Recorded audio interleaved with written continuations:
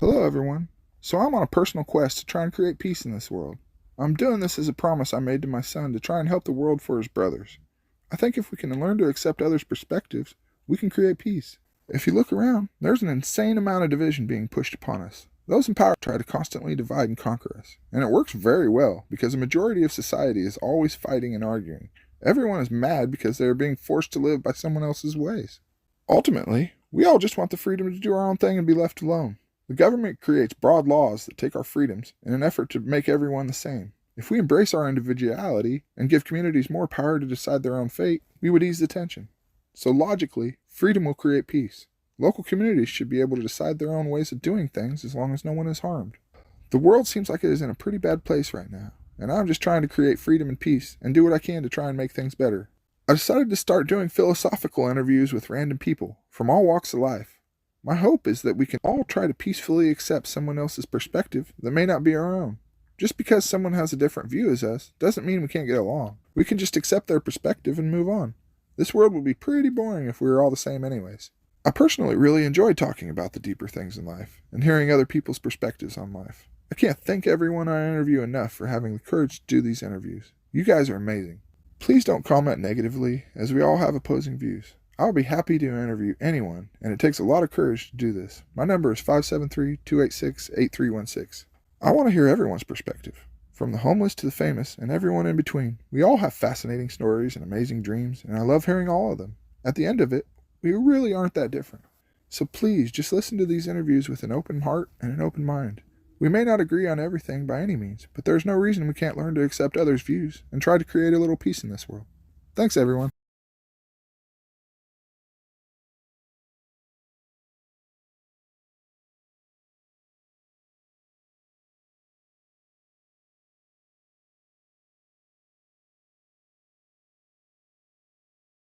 So you said you might want to talk philosophy. I do like talking philosophy. Okay. Would you? I have 10 questions. Okay. You're free to skip them, anyone you Go want. right ahead. What's your favorite song in the whole world? If you had a favorite song, what Okay, would it this be? is philosophy, huh? Philosophy. It's. I start out with mild philosophy and I work my way into it a little bit more. Golly. Can I think of one? Well, I love the song Happy. Oh, I'm happy to. I love that song. Our family's song was Edelweiss, so we loved the sound of music and always reminded us of the mountains. So I guess I'd say those two. All right. If you had a dream place to visit, where would it be? Turkey. That's my friend. He's just coming up saying hi. Yeah, I want to go to Turkey. I like Turkey. to travel. Petra is my favorite place. That's where I want to go. If I had a place, Really? I chose Petra, Turkey. Okay. That's awesome. So, what do you think your best talent in the world is? I'm a good cook. Yeah, awesome. I think I'm a people person, Yep. and I am. I have a lot of close friends, and you know what? That's probably the best talent I have. I'm surrounded by good friends. That's beautiful. Yeah. That's wonderful. If you had a superpower, what would it be?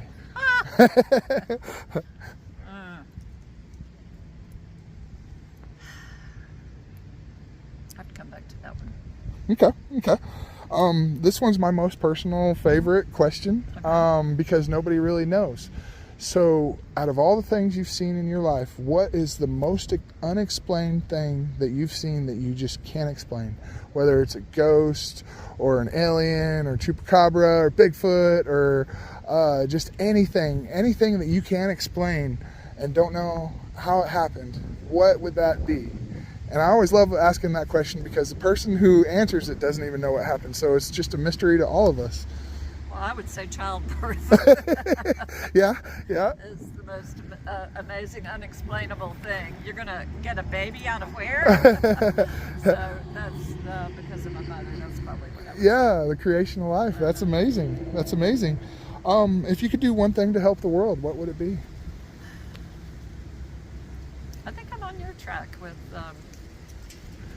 peace. I really admire the Amish and the Mennonites. Me too. because they are have they are Christians in the best way, and I'm a Christian too. But I'm careful about saying that because it has a complicated connotation. Right. And people identify with certain groups of people that I don't identify with Right. as Christians. Anyway, I lost my thought. The one thing you do to help the world. Amish Yeah, it would and be the Amish. my admiration of the Amish. I don't know if you remember, this was years and years and years ago, but it was in a Mennonite community in Pennsylvania, and there were, it was at a schoolhouse, and there were like, I don't know, 20, maybe 15 people in the whole schoolhouse. And somebody came in with a gun, sent all the boys out, lined up the girls in a line, and systematically killed every one of those little girls. And this is what the Amish did. So the wife of, I think it was the wife of the person who killed the young girls, buried her husband, and guess who was at that funeral? The Amish. All the mothers, the whole church community came to mourn her husband, Whoa. who had killed That is the ultimate forgiving, exactly. Just heart Right. and just Right. wow. That is so hard So to I even think wrap your mind around. Absolutely. So if you have the ability to forgive, which I could do a lot better with, I want to do a lot better with, then you have peace. You know. That is amazingly heavy, Yeah. and that's just it's a lot to think about. But that's the cure for a lot of things. If Right. people could, and no matter how hard you've been wrong, still find a way to forgive and let peace reign. Because I think violence begets violence, and peace begets peace. And if we could figure out a way to do something to create peace and make it all stop. Yep. And I think that's a beautiful thing. Well, thank you for that perspective. That's a beautiful thing. What are your thoughts on the federal government? I know that plays prominently in your book. I've already picked up on that. So we may not have the same feelings on And this, that's but fine. okay. No. Everybody has a different. That's what makes this world beautiful. I'm out of my element a little bit up here. Right. In terms of where I am politically. Right. And so, but you're just the few things I read was intriguing. I want to read it and want to look into that more. But I do not have a general negative feeling toward the government. Right. And I know a lot of people do. Yeah. A lot of people do. And I'll give you an example of that right here. So, after the hurricane, Donald Trump gets on the television and said, FEMA's not here, they hadn't been here day number 1, nobody's here. It's, that wasn't true. Really? They were here, they were the ones who rescued us. Really? So, along with the townspeople. Right. But, so I don't hold that same negativity towards the government that a lot of people do. And there must be something in that we got to figure out why there's such a level of distrust there. And I think that's obvious because, a person that I voted for didn't win. Right. So clearly the country also has some understanding of that. But I certainly don't think that Donald Trump, and I think you're in some of the readings I was reading, you're not identifying a side. You're identifying that the structure of a government and how it has its drawbacks, but it does have good things about it. Oh yeah, and I try to embrace the good and get away with the bad. And I think that from my perspective, the government's just too overpowering, and ultimately we all just want the freedom to do our own thing, and when they come in and force us to live by other ways, that's where the conflict comes. So locally, my answer is just let the local community do all we can to raise each other up and stop being divided by different parties. And just, I created my own party that I created called Localism, to where we don't even have left, right, or anything. It's just we're all in a community together doing what we can to just make it the best we can. And I feel that this experience and these people here do that very well. And that is the epitome of why I came here, and also why I wanted to come out here and talk to people about their experiences and see how they've dealt with the government and stuff too. And I know that I was not out here when it first happened, and I'm so glad that there was somebody here to help, you know.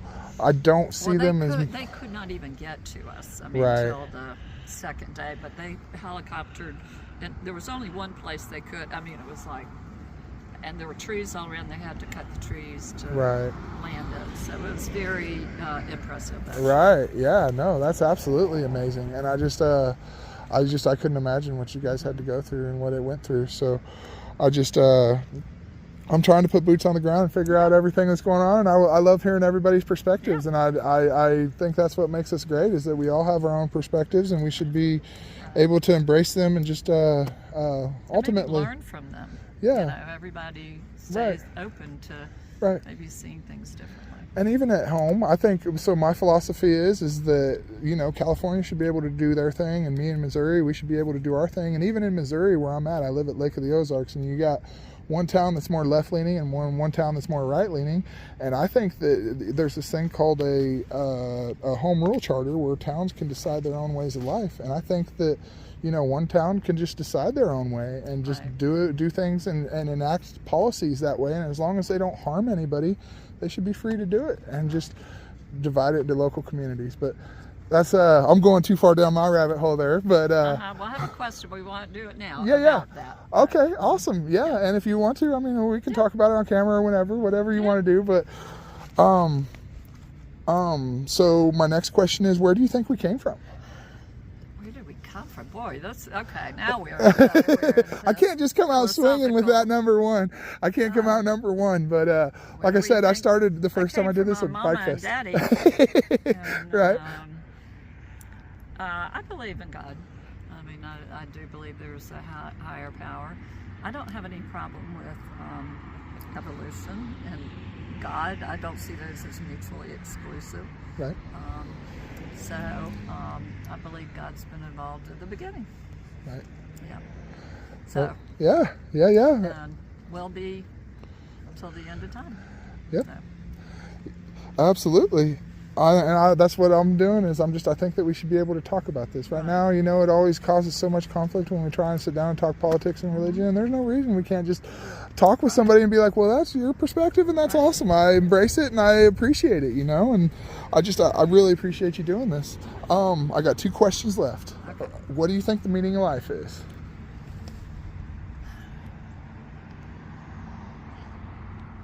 I want to say something without sounding trite, but but I don't know if I have one answer. I definitely think service is the big one, to get beyond yourself and to serve other people and to contribute and to make the world a better place is what you're trying to do. So I believe that is not only the purpose of life, but I think it's I think it makes you happy. Yeah. And people who don't know that tend to do other things, and they never really find that happiness or that meaning in their life. But I also think it's to be aware and to learn, and I think that's what life is about. Is that we sleepwalk too much through our life, and it takes things like this with the hurricane and stuff to maybe help shake us up a little bit and think about things in a deeper way, and think about how our lives and for me, how God wants me to use the one and only life I have. Right. So. Well, that's beautiful. That's a beautiful perspective. And the last question is, if you had one piece of advice to give everybody out there, what would that piece of advice be?